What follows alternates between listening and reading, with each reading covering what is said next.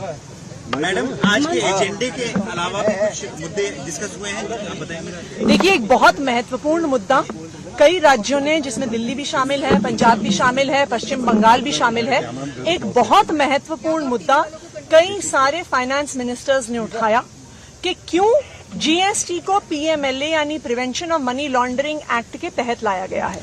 7 जुलाई को एक notification issue होता है जिससे पूरे जीएसटी के नेटवर्क को, जीएसटीएन को, पूरी जीएसटी की व्यवस्था को prevention of money laundering act के तहत लेके आया जाता है। इसका क्या मतलब है?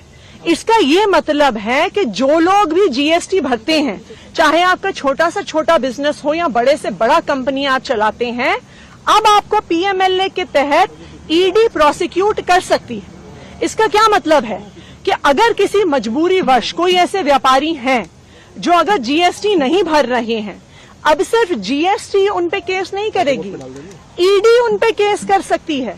और हम सबने देखा है कि किस तरह से ईडी को इस्तेमाल किया जाता है लोगों को परेशान करने के लिए, अरेस्ट करने के लिए, महीनों तक बेल ना देने के लिए।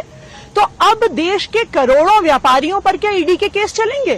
जो व्यापारी हैं, जो बिजनेसेस हैं, जो व्यापारी हैं और जो बिजनेसेस हैं, क्या वो इकोनॉमी को बढ़ाएंगे या क्या वो अब अपने आप को ईडी के प्रोसिक्यूशन से, पीएमएलए में प्रोसिक्यूशन से बचाएंगे?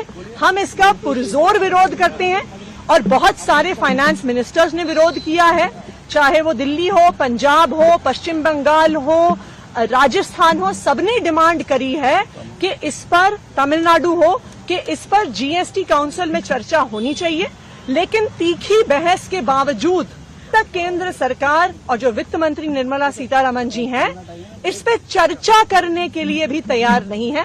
तो हमने आग्रह किया है कि इस पे चर्चा होनी चाहिए, चाहे मीटिंग कितनी भी लंबी चले।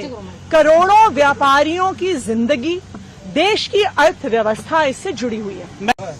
मैडम, आज के एजेंडे के अलावा भी कुछ मुद्दे डिस्कस हुए हैं, आप बताएंगे। देखिए, एक बहुत महत्वपूर्ण मुद्दा कई राज्यों ने, जिसमें दिल्ली भी शामिल है, पंजाब भी शामिल है, पश्चिम बंगाल भी शामिल है, एक बहुत महत्वपूर्ण मुद्दा कई सारे फाइनेंस मिनिस्टर्स ने उठाया कि क्यों जीएसटी को पीएमएलए यानी prevention of money laundering act के तहत लाया गया है।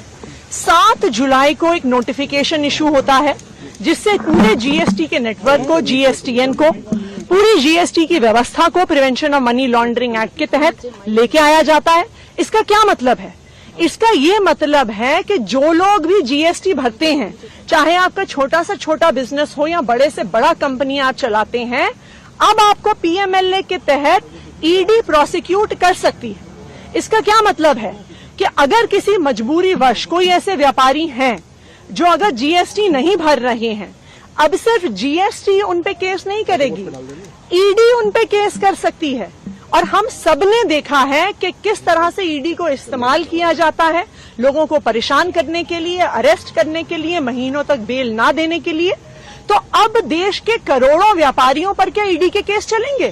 जो व्यापारी हैं, जो बिजनेसेस हैं, जो व्यापारी हैं और जो बिजनेसेस हैं, क्या वो इकोनॉमी को बढ़ाएंगे या क्या वो अब अपने आप को ईडी के प्रोसिक्यूशन से, पीएमएलए में प्रोसिक्यूशन से बचाएंगे? हम इसका पुरजोर विरोध करते हैं और बहुत सारे फाइनेंस मिनिस्टर्स ने विरोध किया है, चाहे वो दिल्ली हो, पंजाब हो, पश्चिम बंगाल हो, राजस्थान हो, सबने डिमांड करी है कि इस पर, तमिलनाडु हो, कि इस पर जीएसटी काउंसिल में चर्चा होनी चाहिए।